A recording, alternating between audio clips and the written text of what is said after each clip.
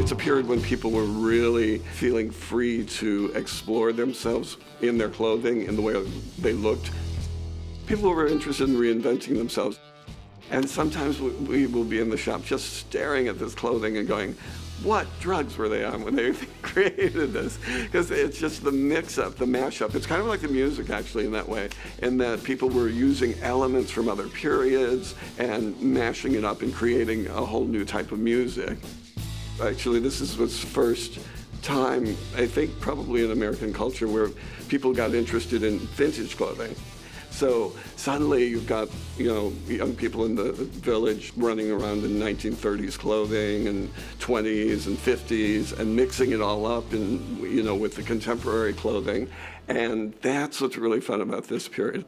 This is where we make and create and alter all the clothing that we do in the show. This is where we fit all the background. Every person who is in the show comes to us, and we take them in the dressing room, and we outfit them with a costume and do all the alterations to make them appropriate for the scene that they're going to be in.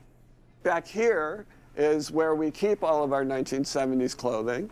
I like to think of it as our 1973 department store.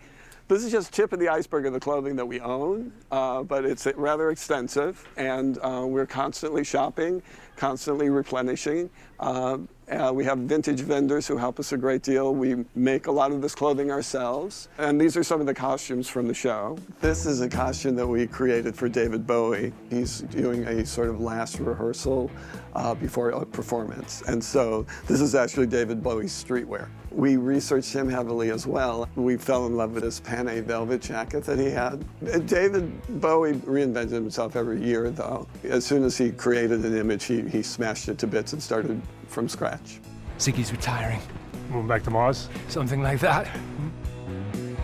Olivia Wilde, who plays Devon, is like the most wonderful person that you will ever have to dress in your entire life if you're a costume designer.